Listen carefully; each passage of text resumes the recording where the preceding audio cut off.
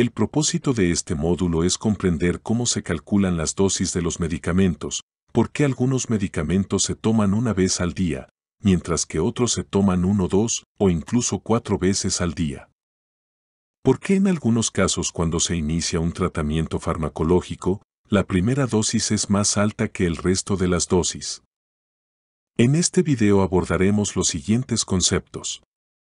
Concentración mínima efectiva. Concentración mínima tóxica. Ventana terapéutica. Índice terapéutico. Concentración en estado estacionario. Dosis de carga y dosis de mantenimiento. La concentración mínima eficaz corresponde a la concentración plasmática mínima requerida para lograr el efecto deseado. Por debajo de esta concentración, el fármaco no tiene eficacia. Las concentraciones por debajo de la concentración mínima eficaz se consideran subterapéuticas. Al calcular las dosis, debe asegurarse de que la concentración plasmática del fármaco esté siempre por encima de la concentración mínima eficaz. La concentración mínima tóxica corresponde a la concentración plasmática mínima que produce signos y síntomas de toxicidad. Ojo, en muchas ocasiones, la toxicidad puede ocurrir en cualquier concentración. La ventana terapéutica es el rango de concentración entre la concentración mínima eficaz y la concentración mínima tóxica. Idealmente, cuando se usa un medicamento, su concentración se mantiene en este rango. Es un parámetro comúnmente utilizado en la práctica médica. Echemos un vistazo al gráfico que aparece en el lado derecho de la pantalla. El eje X representa el tiempo. El eje Y representa la concentración de fármaco en plasma. Al comienzo del experimento, el fármaco se administra por vía oral y puede ver que la concentración aumenta progresivamente. A medida que el fármaco se absorbe, la concentración plasmática del fármaco aumenta. Inicialmente, tenemos niveles subterapéuticos y, a medida que continúa la absorción, alcanzamos la concentración mínima eficaz y entramos en la ventana o rango terapéutico. Pueden observar que, en este ejemplo, la concentración mínima tóxica nunca se alcanza. Una vez que se alcanza la concentración plasmática máxima, los niveles de concentración plasmática comienzan a disminuir progresivamente. Y a medida que se elimina el fármaco, podemos ver que la concentración de fármaco en plasma alcanza niveles subterapéuticos nuevamente. La ventana terapéutica o también llamado rango terapéutico está representada en gris, justo entre la concentración mínima eficaz y la concentración mínima tóxica. El índice o relación terapéutica es una medida de seguridad del fármaco. Es la relación entre la dosis tóxica media y la dosis eficaz media. Se calcula dividiendo la dosis tóxica media entre la dosis eficaz media. La dosis tóxica media, abreviada de T50, corresponde a la dosis requerida para producir un efecto tóxico en el 50% de una población. La dosis eficaz media se refiere a la dosis necesaria para producir la respuesta deseada en el 50% de una población. Se abrevia de E50. Cuanto más alto, o superior a 1, es el índice terapéutico, más seguro es el fármaco. En otras palabras, mientras mayor sea la diferencia entre la dosis efectiva media y la dosis tóxica media, más alto será el índice terapéutico. Con frecuencia, esos fármacos no requieren un monitoreo regular de la concentración plasmática. Además, el riesgo de sobredosis, es decir, el riesgo de administrar una dosis tóxica, es inferior. Las penicilinas y las benzodiazepinas son ejemplos de fármacos con un índice terapéutico muy elevado. Un índice terapéutico bajo, que corresponde a un índice terapéutico cercano a 1, es menos seguro. En otras palabras, mientras menor sea la diferencia entre la dosis tóxica media y la dosis eficaz media, menos seguro es el fármaco. En el caso de los fármacos con índice terapéutico bajo, un ligero aumento en la concentración plasmática debido a una sobredosis o interacción farmacológica tendrá una alta probabilidad de causar toxicidad. Los fármacos con un índice terapéutico bajo incluyen la digoxina, la varfarina, la gentamicina y el litio. Puede ver en su pantalla dos gráficas. Cada una contiene una línea azul y una línea roja para el fármaco A del lado izquierdo y el fármaco B del lado derecho. El eje X representa la concentración logarítmica del fármaco, mientras que el eje Y representa el porcentaje o fracción de una población. Las curvas azules representan el porcentaje de respuesta terapéutica, mientras que las curvas rojas representan el porcentaje de respuesta tóxica obtenida con diferentes concentraciones en una población determinada.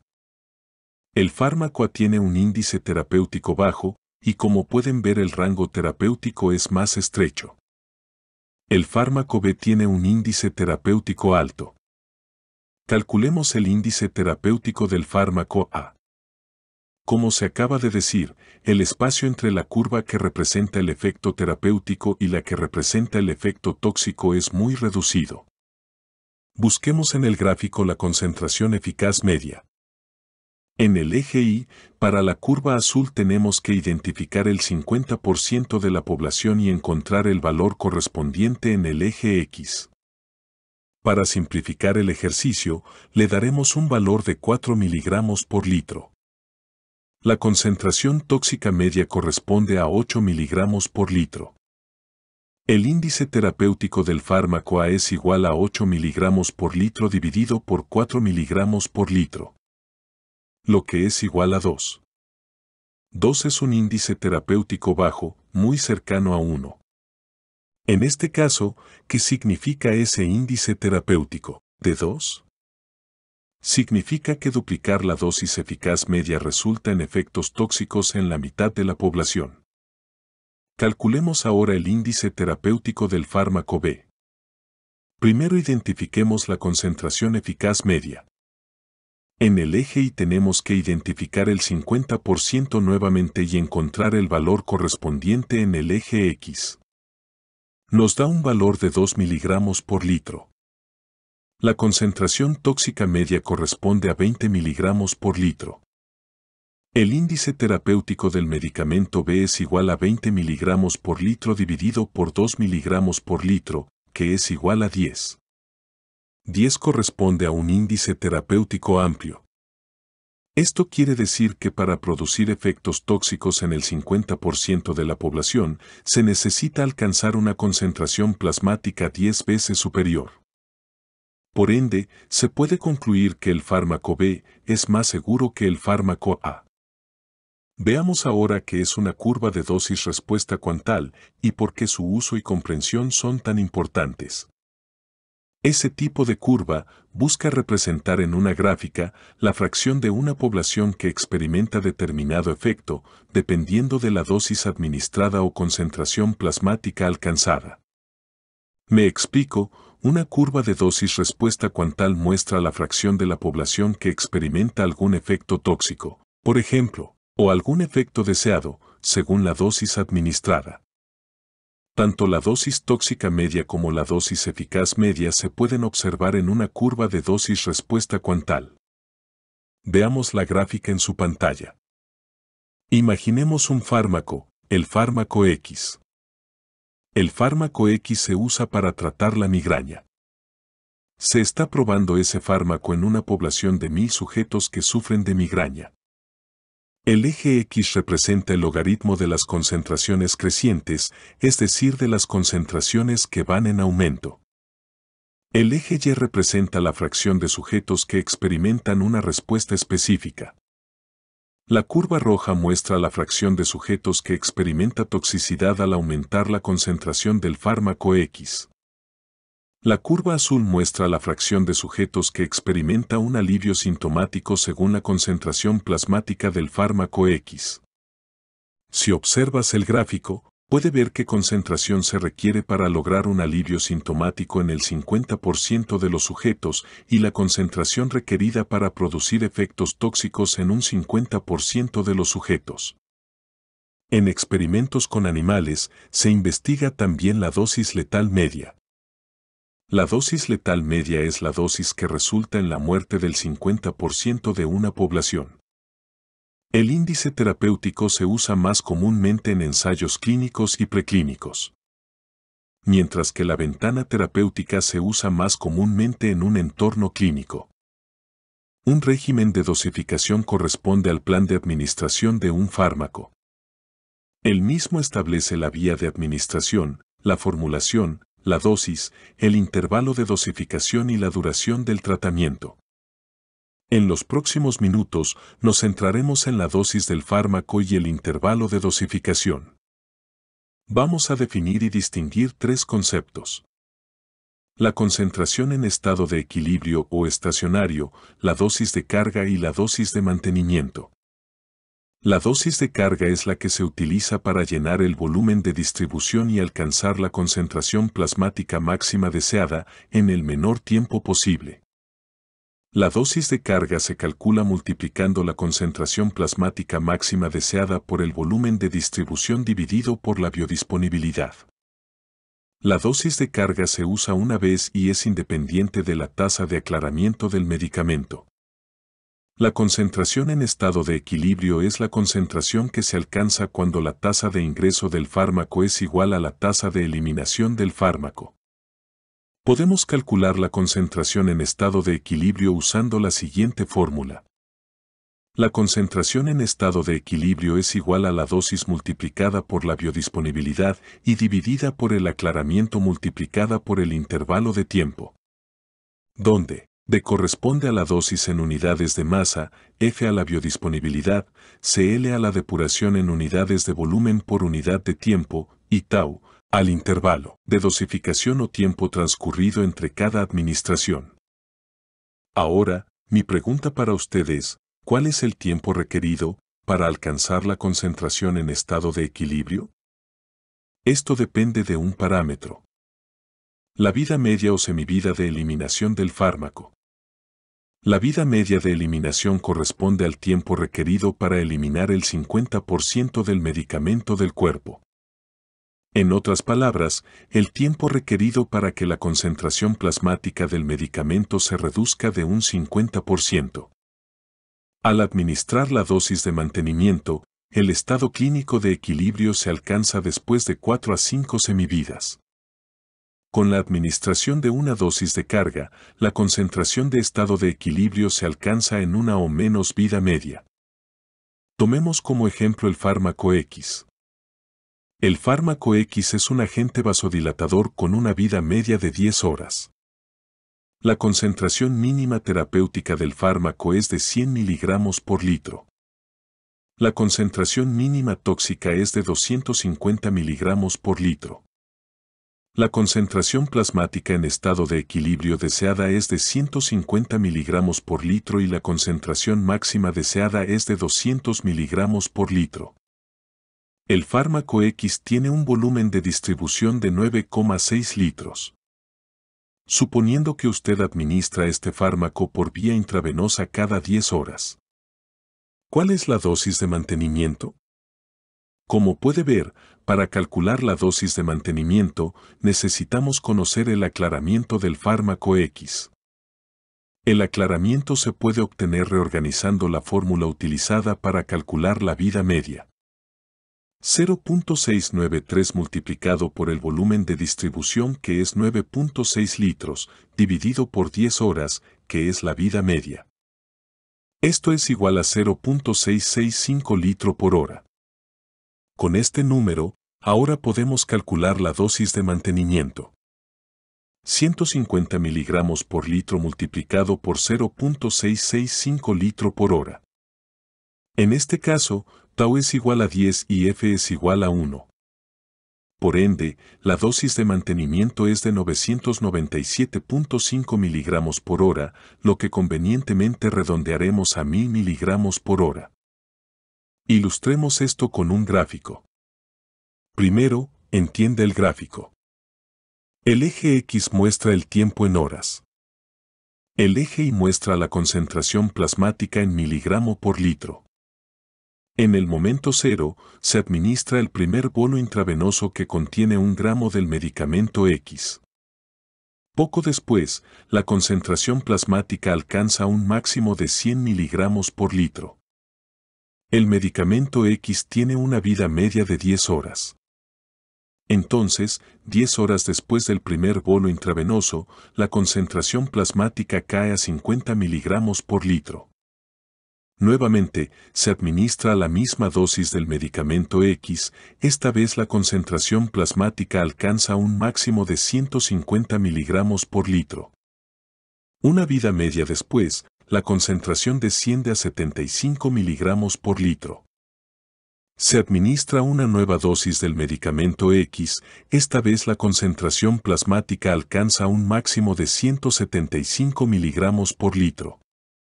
Una vida media después, la concentración es de 87,5 miligramos por litro. El medicamento X se administra nuevamente, los niveles plasmáticos alcanzan un máximo de 187,5 miligramos por litro. Una vida media después, se elimina el 50% y la concentración cae a 93,25 miligramos por litro. El medicamento se vuelve a administrar y la concentración plasmática alcanza un máximo de 193,25 miligramos por litro.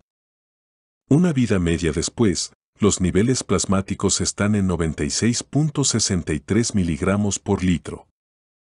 Se administra el fármaco y la concentración plasmática alcanza un máximo de 196,63 miligramos por litro. Una vida media después, la concentración cae a 98,31 miligramos por litro. Se administra de nuevo un bolo y la concentración plasmática alcanza un máximo de 198,31 miligramos por litro. Una vida media después, la concentración cae a 99,15. Una dosis más y la concentración alcanza un máximo de 199,15. Una vida media después, la concentración es de 99,57. Entonces, si continuamos, la concentración plasmática alcanza un máximo de 200 miligramos por litro después de la administración. Y una vida media después, desciende a 100 miligramos por litro y así sucesivamente. Ahora pueden observar una línea naranja. Esa línea naranja les muestra la concentración plasmática promedio. Como puede ver, la línea naranja se vuelve bastante horizontal después de la quinta vida media, porque se alcanza el estado de equilibrio. Ahora vamos a analizar cómo varía la concentración plasmática promedio en términos de porcentaje de concentración del estado de equilibrio. Recuerde, la concentración en estado de equilibrio es de 150 miligramos por litro. Después de una vida media, la concentración promedio es de 75 miligramos por litro, lo cual corresponde al 50% de la concentración en estado de equilibrio. Después de dos vidas medias, la concentración promedio es de 112,5, que corresponde al 75% de la concentración en estado de equilibrio. Después de tres vidas medias, la concentración promedio es de 131,25, lo que corresponde a 87,5% de la concentración en estado de equilibrio. Después de cuatro vidas media, la concentración promedio es de 140, lo que corresponde a 93,75% de la concentración en estado de equilibrio. Después de 5 vidas medias, la concentración promedio es 145,3, que corresponde a 96,88% de la concentración en estado de equilibrio. Como puede ver, se va acercando a la concentración al estado de equilibrio. Y a medida que continúa, la concentración plasmática promedio alcanza el estado de equilibrio. En nuestro ejemplo anterior, el estado de equilibrio clínico se alcanzó en 40 a 50 horas después de la administración de la primera dosis, porque el medicamento X tiene una vida media de 10 horas. ¿Qué puede hacerse para acortar el tiempo requerido para alcanzar la concentración deseada al estado de equilibrio? La respuesta es administrar una dosis de carga. Calculemos la dosis de carga del medicamento X. Según la fórmula, la dosis de carga es igual a la concentración máxima deseada, que es 200 miligramos por litro multiplicada por el volumen de distribución, que equivale a 9,62 litros, dividida por la biodisponibilidad, que es uno 100% en este caso. El resultado es 1443 miligramos. Asumiendo que este fármaco se elimina principalmente a través de los riñones, si este fármaco se administra a un paciente con enfermedad renal crónica, ¿será necesario ajustar la dosis de carga? La respuesta es no. La dosis de carga es independiente del aclaramiento. Como puede ver en el gráfico, después de la primera dosis, la concentración plasmática alcanza un máximo de 200 miligramos por litro.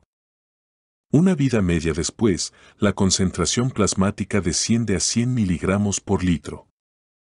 En este momento se administra la dosis de mantenimiento para mantener la concentración plasmática promedio en 150 miligramos por litro. Y nuevamente, la concentración plasmática alcanza la concentración plasmática deseada. Esto se repite hasta completar el tratamiento. Otra pregunta importante a la cual tenemos que responder. ¿Es necesario ajustar la dosis de mantenimiento del fármaco X en caso de enfermedad renal? La respuesta es sí, porque la dosis de mantenimiento es directamente proporcional a la tasa de aclaramiento. Mientras más reducida sea la tasa de aclaramiento, menor será la dosis de mantenimiento.